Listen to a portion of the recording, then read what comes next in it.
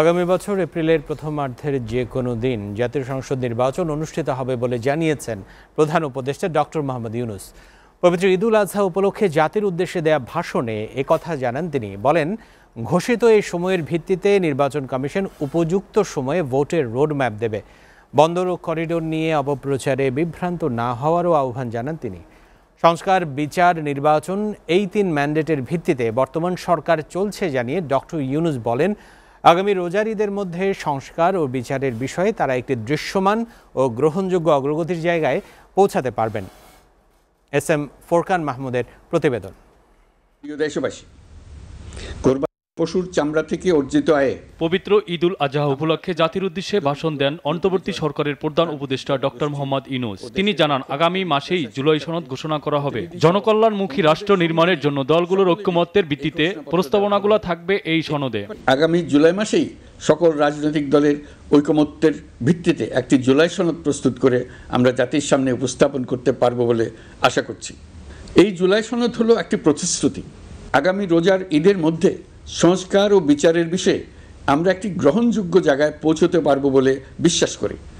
বিশেষ করে মানবতা বিরোধী অপরাধের বিচার, যা কিনা জুলাই গণ অভ্যুত্থানের শহীদদের প্রতি আমাদের সম্মিলিত দায়, সেই বিষয়ে আমরা দৃশ্যমান অগ্রগতি দেখতে পারব।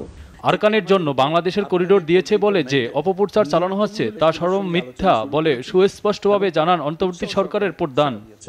বন্দর ব্যবস্থাপনার জন্য আমরা যাদেরকে আনছি তারা পৃথিবীর যেসব দেশে কাজ করে সেসব কোনো দেশেরই সার্বভৌমত্ব, জাতীয় নিরাপত্তা হুমকির মুখে পড়েনি। আমি দেশবাসীর প্রতি আহ্বান জানাই, আপনারা নিজেদেরকে ভিত্তিহীন বিরোধিতা এবং অপপ্রচারের শিকার হতে দেবেন না।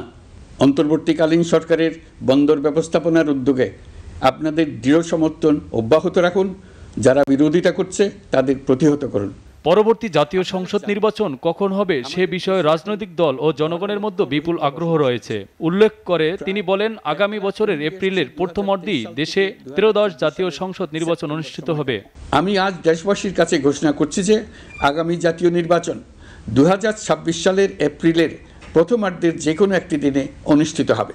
এই ঘোষণার ভিত্তিতে নির্বাচন কমিশন উপযুক্ত সময়ে আপনাদের কাছে নির্বাচনের বিস্তারিত রোডম্যাপ প্রদান করবে। জনগণের প্রতি ঈদের শুভেচ্ছা জানান তিনি। সবাইকে আবার ঈদের শুভেচ্ছা ও সালাম জানান। S M Forkan Mahmud, SATV, Dhaka.